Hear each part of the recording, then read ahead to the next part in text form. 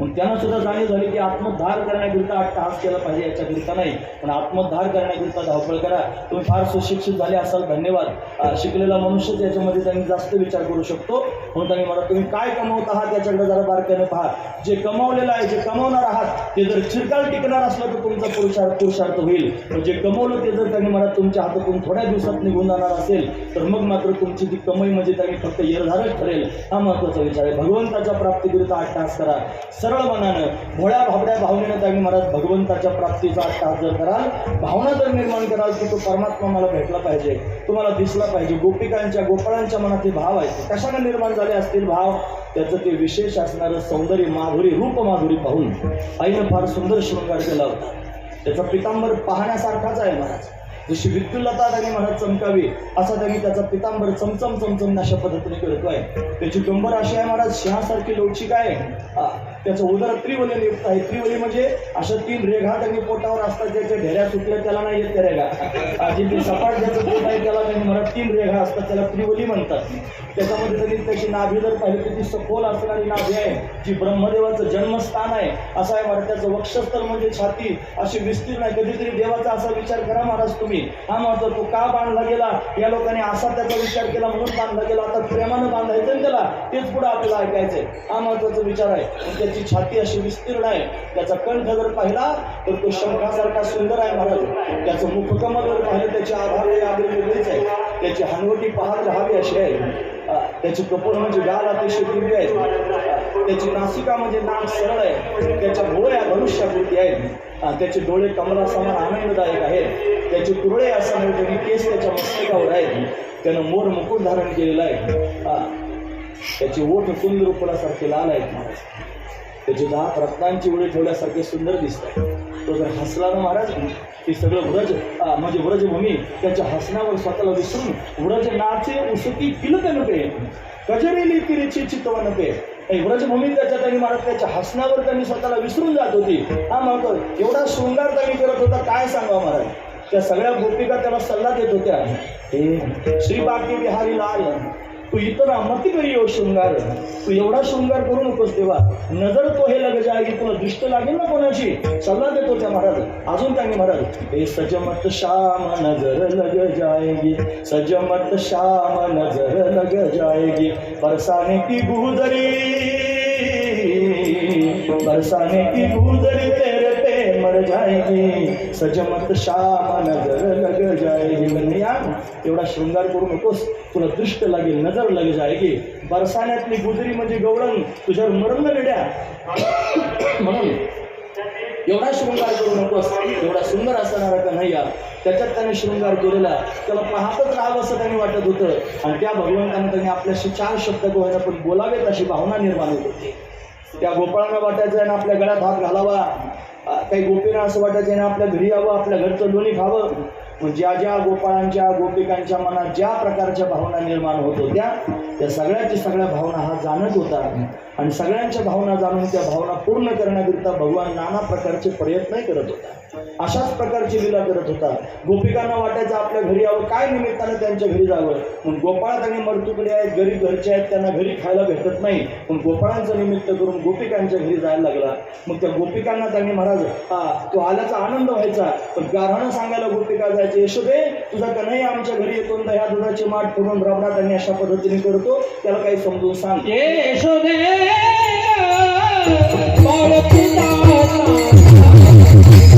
Thank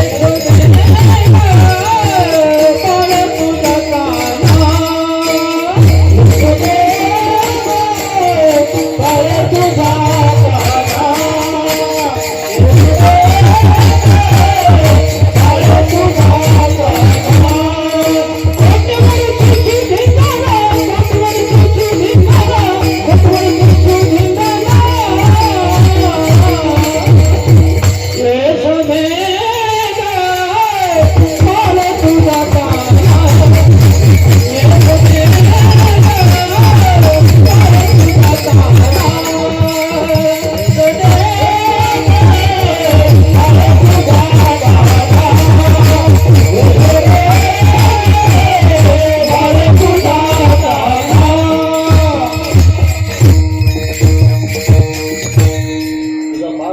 असताना हा कान्हा हा ताईने आमच्या घरी येऊन खोड्या करतो. यशोदे कुठवर सुसू धिंगाणा, फार धिंगाणा घातला सगळ्या गावामध्ये. यशोदे तुला येईल राग, या कृष्णाला या कान्हाला काहीतरी सांग. तोंड करून वाकडे मग म्हणतो गेले माझ्या घरात घुसतो, माझ्याच घरचं दोन्ही खातो, परत तोंड वाकडं करून मला वाकड्या करून मलाच वेडी म्हणून पडून जातो. त्याला काही समजून सांग असं त्यांनी गोपिकांनी म्हणावं. आणि यशोदेनं त्यांनी मला त्रस्त व्हावं. काय करावं आता? यशोदा म्हणायला लागली, बघा तुम्हाला फार त्रास देतो ना, तू माझ्या घरातच मला 24 तास दिसतो आणि तू म्हणता आमच्या घरी येऊन चोऱ्या करतो. तुम्ही त्यांनी म्हणत असाल तर मला फक्त तुम्ही त्याला पकडून दाखवा, मग मी तुमचं म्हणणं खरं समजेन. आता पकडून दाखवा म्हणल्यावर गोपिकांनी विचार केला बांधायचं. मग बांधण्याकरिता गोपिकांनी प्रयत्न केला. एका गोपीच्या घरामध्ये घुसला, फार उत्कट भाव निर्माण झाला. तर तिच्या मनातही भाव होता एकदा तरी याला बांधील. आता बांधील म्हणल्यावर तोही पूर्ण केला पाहिजे ना भाव. म्हणून तिच्या मनातला भाव पूर्ण करण्याकरिता घुसला. आणि घुसल्यानंतर त्यांनी महाराज त्या गोपीने दरवाजा बंद करून घेतला. हा पकडला आणि पकडला असाच बांधला महाराज. कशाला बांधला माहिती आहे? गवळणी बांधली ती धारणा सिगाळा, बांधून टाकला महाराज. कुठं? धारणाला. धारण म्हणजे काय माहिती आहे? जी मंथन करण्याकरिता जी रवी डेऱ्यात घातली जाते ना, त्या रवीला स्थिर करण्याकरिता समोरच्या बाजूने एक खांब असतो. त्या खांबाला एक लाकूड लावतात. त्या लाकडाच्या पुढच्या टोकाला रवी लावली जाते आणि मग त्यांनी महाराज मंथन करणारी स्त्री अलीकडच्या बाजूने उभी राहते, मग मंथन होतं. पण मंथन करण्याकरिता रवी बांधायला जो खांब असतो त्याला धारण म्हणतात. आणि त्या धारणाला त्यांनी महाराज गवळणीनं कन्हैयाला बांधून टाकलं. तुम्हाला जर खोटं वाटत असेल तर तुम्ही तुकोबा यांचं म्हणणं ऐका. ते काय म्हणतात? या रे गवळे यांचे घरी बांधले ते दाबेवरी. बांधणं सांगायचं ना, मग बांधण्याचेच मुद्दे सांगतो फक्त पुढे त्यांनी जातो. थांबायचं आहे लगेच. म्हणून या रे गवळे यांचे घरी, त्या गवळ्यांच्या घरी या.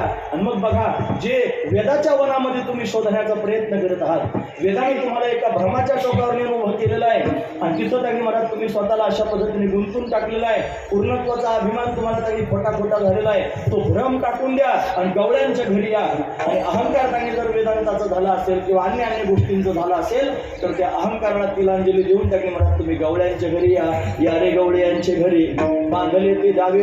एखादा म्हणेल हा म्हणतो वेदानं भ्रमात घातलं. वेद काय भ्रमात घालणार आहे का? वेद भ्रमातून काढणार आहे. पण मग भ्रमात घातलं का म्हणतो? तुम्हाला वेदाचं सांगण्याचं वर्म कळालं नाही म्हणून तुम्ही भ्रमात गेला. वर्म नाही कळालं तर मग भ्रमातच जाईल ना. मनुष्य सांगणाऱ्याचं तात्पर्य वेगळं असतं. वक्तृ तात्पर्य त्याला म्हणतात. बोलणाऱ्याचं काय तात्पर्य ते कळालं पाहिजे. तसं वेद काय सांगतोय ते कळालं पाहिजे. वेदाला सांगण्याचं तात्पर्य हेच आहे की तो असा आहे जो भक्तीने बांधला जातो आणि तो अशा पद्धतीने भक्तांना आनंद देतो. ते वर्मच तुम्हाला कळालं नाही. वेद म्हणतो तुम्ही त्याला जाणा, जाणून त्याची एकरूप व्हा आणि एकरूप होऊन तो जाणण्याचा अभिमान टाकून द्या. मग त्याच्या प्रेमाचा स्वीकार करा आणि त्या प्रेमानं त्याचं भजन करा. तो तुमच्या पण हाताला सापडेल आणि तुम्ही पण त्याला बांधू शकता. कसं बांधला जाऊ शकतो? या रे गवळे यांच्या घरी, गवळ्यांच्या घरी या. मग बघा काय केलेलं आहे? बांधले ते दावेवरी. कुठं बांधला? म्हणजे धारणा शिगाळा. त्याच्या गळ्याला बांधून टाकलं महाराज. ती धारणाने खांब, त्या खांबाला दोरी बांधली. तो गावं त्यांनी बांधलं आणि याच्या गळ्यात गावं बांधलं महाराज. यशोदेला सांगायला गेली चल तुझं पोरग बांधून टाकले बघायला चल. असं बांधून टाकलं महाराज. हा महत्वाचा विचार आहे. एवढं त्रस्त करून टाकलं गोपिकांना. यशोदाराने विचार करायला लागले हा फार त्रास देतो आणि फार लोकांच्या घरी चोऱ्या करतो. का बरं चोऱ्या करत असेल? तिच्या मनात विचार आला. ती म्हणली या सगळ्या गोष्टी स्वतःच्या हातानं मंथन करतात आणि म्हणून त्यांच्या हातचं लोणी खायला जात असेल. मी महाराणी आहे म्हणजे मी काय काम करीत नाही घरात, मी माझ्याच हातानं मंथन करतो. घरचं त्याने खाईल ना मग माझ्या हातचं त्यांनी असलं तर. भागवतात असं वर्णन आहे. एकदा स्वग्रहादिषु यशोदानंद गेहिनी कर्मांतर नियुक्तासु स्वयं निर्मन्मतदधी. स्वतःच दयाचं मंथन करायला लागली आणि मंथन करता करता भगवंताचं चिंतन करायला लागले. हातानं मंथन करते आहे, मनानं स्मरण करते आहे, मुखानं गीत गाते आहे. गोविंद मेरो हे गोपाल मेरो हे श्री बागे बिहारी नंदलाल मेरो हे. अशी अवस्था तिला प्राप्त झाली. कन्हैयाला कळाली. कन्हैया धावतच आला. मैया मैया काय पाहिजे रे कान्हा? मला फार भूक लागली आहे, काहीतरी खायला दे. ती म्हणजे हे बघ 12:30 वाजल्याशिवाय तुला खायला देणार नाही. मला मंथन करू दे. आई असं काय करू? गळ्यात मिठी घातली होती, मला काहीतरी खायला दे. म्हणजे हे बघ मंथन होते मग खायला देते. ऐकेच ना महाराज काही केल्या. मग मात्र गळ्यातला हात सोडला आणि मंथन करणारा हात पकडला. मग हातच धरून ठेवला. मग म्हणते सोड रवीचा हात हरी रे बाळा करू दे मंथन, मला मंथन करू दे. मग मंथन थांबलं. मग मांडीवर बसवला. जेवढं लोणी प्रगट झालं ते वाटेत घेतलं आणि स्वतःच्या हाताने त्याला खाऊ घालू लागली. खाऊ लागला महाराज. हा जसाच लोणी खाऊ लागला फार आनंद त्याला वाटू लागला. पण त्या यशोदेनं चुलीवर दूध तापायला ठेवलं होतं. ते दूध त्यांनी महाराज उतू गेलं आणि चुलीत जाऊन पडलं. ते जळालं सुद्धा. तुम्ही भागवताचं काय माहितीच असतं, चुलीमध्ये दूध पडलं आणि ते जळालं. आणि ते का जळालं? अहो ते जळालं म्हणून जळालं. तुम्हाला नाही कळालं? हा, ते दूध जळालं म्हणून जळालं. अजून पण नाही कळालं, आता सांगतो.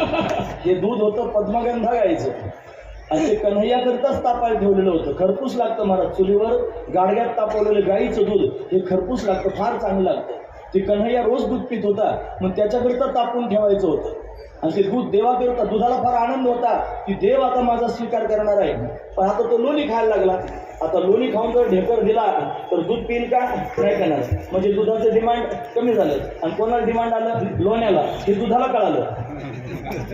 तुमच्या लक्षात आलं? दुधाला कळालं की आता लोण्याला डिमांड आलेलं आहे, आता आपलं काही काम राहिलं नाही. मग आता काय करावं? ते दूध लोण्यावर जळालं आणि म्हणून ते जळालं. हा महत्वाचा विचार आहे. लोण्यावरच जळालं, आता आपलं काय काम राहिलं? त्याने त्या चुली पुडी मारली महाराज, आणि अशा पद्धतीने ते जळालं. म्हणून ते आता ते जळाल्यानंतर वास आला त्याचा. जळाल्यावर वासही येतो ना, जळाला की वास येतो आपोआपच. ते बरोबर त्याचाच मुद्दा काढतो, ज्याच्यावर जळताना माणूस त्याचाच मुद्दा काढतो. परत नाही जर निघाला तर शोधून शोधून खोदून खोदून काढतो. मग त्याच्यावर कमेंट द्यायला सुरुवात करतो, हा त्याने असं करावं. आमच्या तर वाट्याला फार असतं मला तसं. हा, म्हणजे एवढे सगळे ऐकणारे असतात. एखाद्याला फार प्रेम वाटतं त्याच्यामध्ये, एखाद्याला वाटतं फार फुटीर आहे, फार स्वतःला शहाणा समजतो, असंही प्रत्येकाला वाटतं. मग त्याच्या पोटात ते दडलेलं असतं.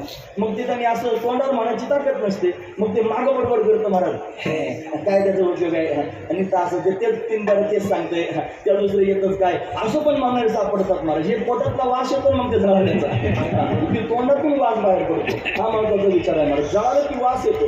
वास आला यशोदेला, कन्हैयाला खाली ठेवलं आणि ते दूध पाहण्याकरिता गेली. याला राग आला, तो म्हणला मी म्हणजे परमार्थ आहे आणि ते दूध म्हणजे संसार आहे. संसाराकरता परमार्थ खाली ठेवला. रागाला हातात काठी घेतली, ज्या डेऱ्यात मंथन करत होती तोच आधी फोडला. जसं गोपींच्या घरात फोडीत होता तसं स्वतःच्या घरात फोडला. बरं, सगळे डेरे फोडले. वरती शिंक्यावर डेरा त्यांनी होता बांधलेला तोही फोडला. त्या उखळावर उभा राहिला महाराज आणि डेरा फोडला. दोन्ही वानरांना खायला घालायला लागला. सगळे वानर जमा झाले होते. यशोदा परत पाहण्याकरिता आली.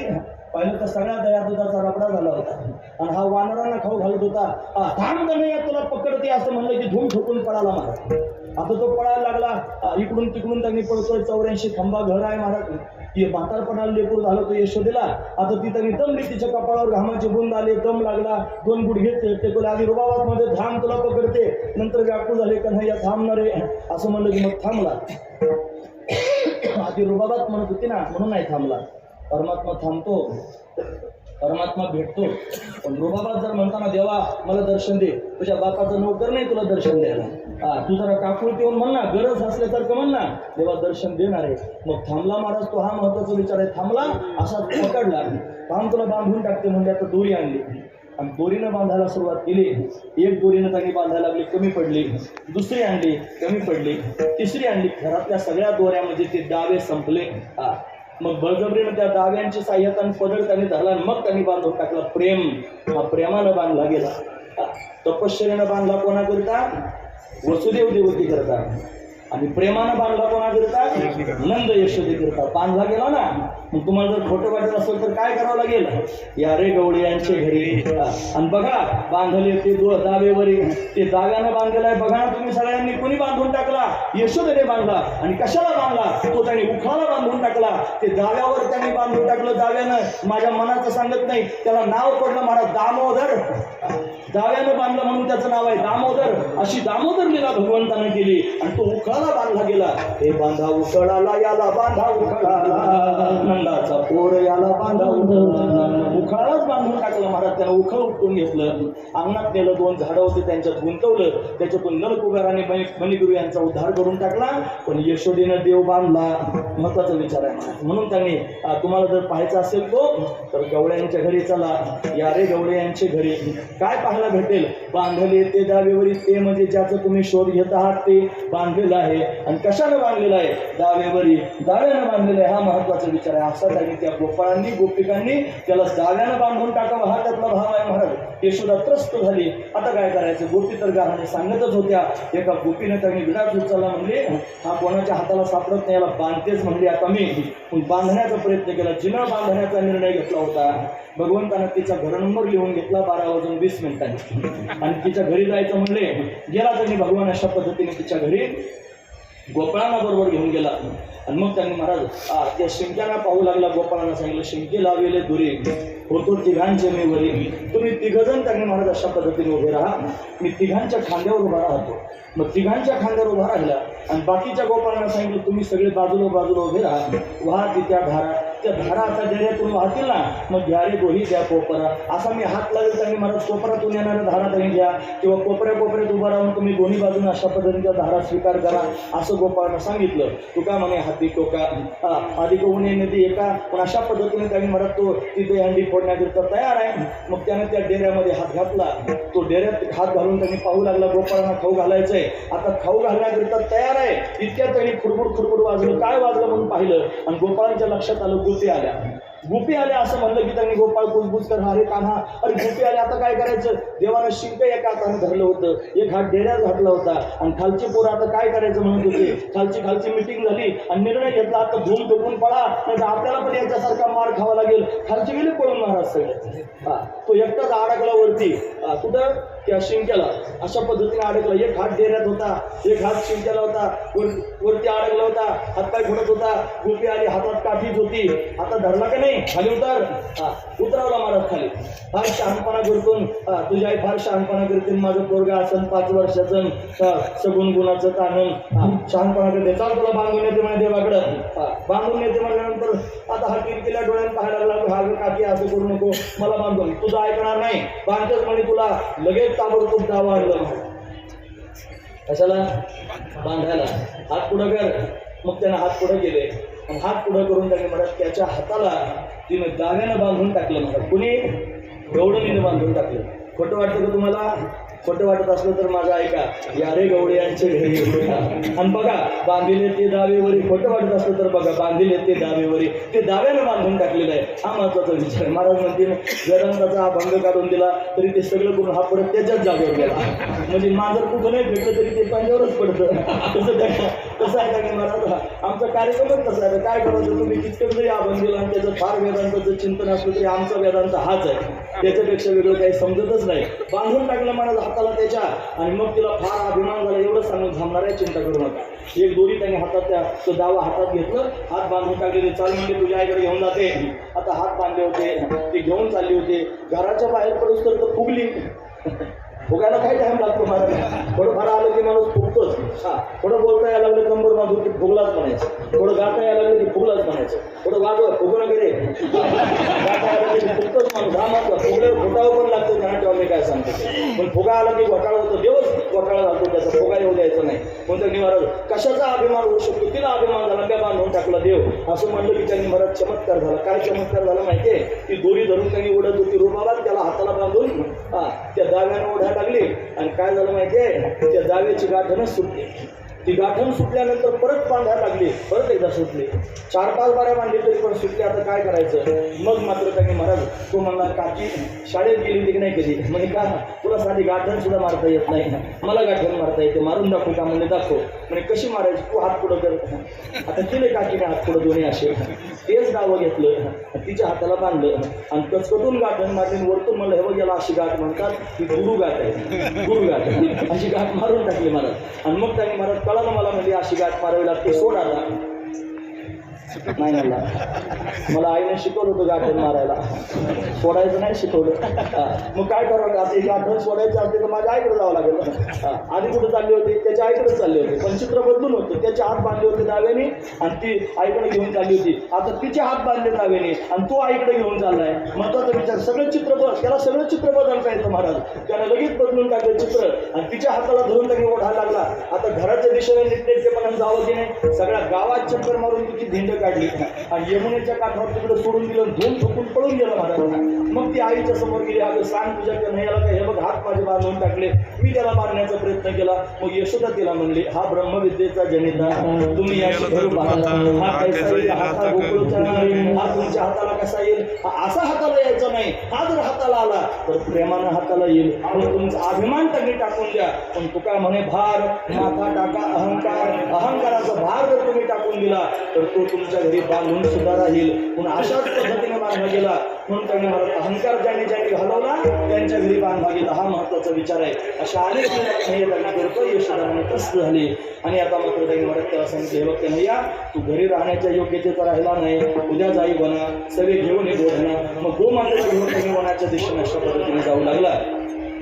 गोपाळांबरोबर अनेक प्रकारचे खेळ खेळू लागला, गोमातेला आनंद देऊ लागला, गोचारण दिला करून गोमातेला आनंद दिला, गोपाळांबरोबर खेळ खेळून काला करून गोपाळांना आनंद दिला, गोपिकांबरोबर रासलीला करून त्यांनी महाराज गोपिकांना आनंद दिला, तिथल्या त्यांनी वृक्षांना आनंद दिला, तिथल्या पक्ष्यांना आनंद दिला, तिथल्या हरणींना आनंद दिला, तिथल्या वानरांना आनंद दिला, तिथल्या मातीला आनंद दिला, तिथल्या यमुनेला म्हणजे जलाला आनंद दिला, तिथल्या त्या भूमीला आनंद दिला. त्या सर्वांना दिव्य असणारा आनंद परमात्म्याला दिला आणि त्यांच्या प्रेमामध्ये हा बांधला गेला. हा त्यातला महत्वाचा विचार आहे. म्हणून त्यांनी तुम्ही वेदाचं निगमाचे वन नका शुभ करू शीन. पण कशाला निगमाचं वन फिरत बसता, मग काय करा, यारे गवळे यांचे घरी बांधले ते दावेवरी. तुम्ही त्यांनी जर भ्रमात पडले असाल, पडले ते भ्रमे वाटा न कळता वर्मे. कोणत्या वाटेने जावा असा भ्रम जर निर्माण झाला असेल आणि जर वर्म तुम्हाला कळत नसेल तर यारे गवळे यांचे घरी बांधले ते दावेवरी. कसं तुम्हाला त्याला प्राप्त करून त्यांनी प्राप्त करून घेतलं, अहंकार टाकून प्राप्त करून घेतलं. मग तुम्ही काय करा, तू का म्हणे भार माथा टाका अहंकार, मग काय होईल, यारे गवळे यांचे घरी बांधले ते दावेवरी, तो बांधला जातो. असा कन्हैया त्यांनी महाराज सर्वांना आनंद देऊ लागला. अनेक प्रकारचे खेळ खेळून जमला. पोटामध्ये भुकेचा डोम झाला. सगळे गोपाळ म्हणायला लागले, देवा काहीतरी खायला दे. मग खडकावर जाऊन उभा राहिला, खडकी सोडी आल्या मोठा, आजीचा दही काला गोमटा. मग सगळ्या गोपाळांना कमलाकार बसवलं, पानांचं द्रोण तयार केलं, शुद्र एकत्र करून त्याचा काला केला आणि गोपाळांना स्वतःच्या हाताने भरू लागला. तो दिव्य प्रसंग भागवतकार वर्णन करून सांगतात. हरी अभिभ्रदवेनुम जठर पटयो शृंगवेत्रे चक्षे वामे पानो मश्रुन कवलं तत्फला नेंगुलीषु तिष्ठन्मध्ये स्वपरिसुर्धो हासे नर्म विश्वै स्वर्गे लोके मिषति बहुजे यज्ञ गोपाल केली गोपाल कृष्ण